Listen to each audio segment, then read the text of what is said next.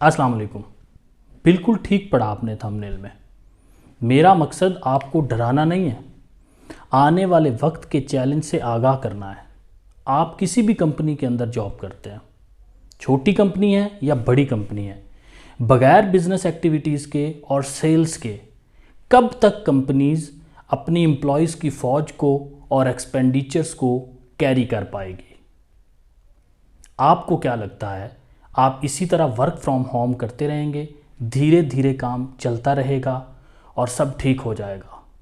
2020 का पूरा साल क्राइसिस का साल है। इसमें कारोबार दोबारा अपने आप को इतनी जल्दी खड़ा नहीं कर पाएंगे।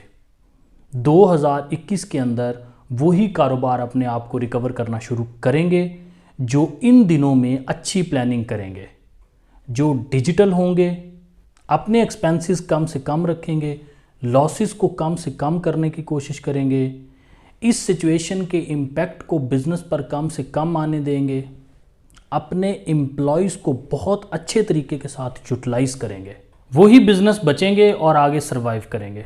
इससे पहले कंपनीज एम्प्लॉयज़ को 3 कैटेगरीज में डिवाइड करती थी, एक टॉप परफॉर्मर, एक एवरेज परफॉर्मर और एक लो परफॉर्मर।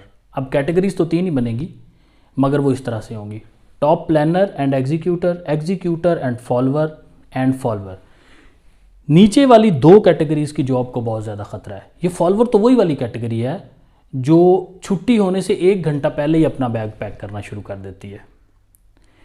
लंच ब्रेक के अंदर 15 मिनट पहले जाते हैं और 15 मिनट बाद में आना इनकी आदत है।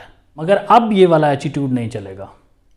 अब वही एम्प्लॉय लंबे समय तक कंपनीज के साथ चल सकेंगे जो ज़्यादा देर काम करेंगे, जो प्लान करेंगे, सर्च करेंगे, सजेशन देंगे कि इस बिज़नेस इम्पैक्ट को, इन लॉसेस को किस तरीके से रिकवर कर सकते हैं, किस तरीके से कम कर सकते हैं। आपको अपनी कंपनी के साथ, अपनी ऑर्गेनाइजेशन के साथ, अपने लाइन मैनेजर के साथ कंधे से कंधा मिला के चलना पड़ेगा। अगर आप 8 घंटे काम करते थे ऑफिस के अंदर, तो अब 12 घंटे काम करना शुरू कर दीजिए। लेट के, बिस्तर के अंदर लैपटॉप खोल के, सोफ़े के ऊपर फैल के काम मत कीजिए। अपने घर के अंदर एक अलग सेपरेट वर्क स्टेशन बनाइए और अपना पूरा टाइम दीजिए काम को। आज के बाद आप 2 घंटे अपनी ड्यूटी लगा लीजिए कि आप सर्च करेंगे, सोचेंगे।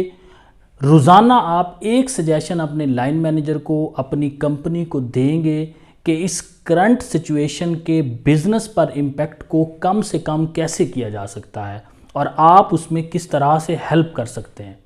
अगर आप अपनी किसी भी टीम के मैनेजर हैं तो अपनी टीम के साथ कनेक्ट रहिए, अपनी टीम के वर्किंग आवर्स को प्रॉपरली मॉनिटर कीजिए, यूटिलाइज़ कीजिए।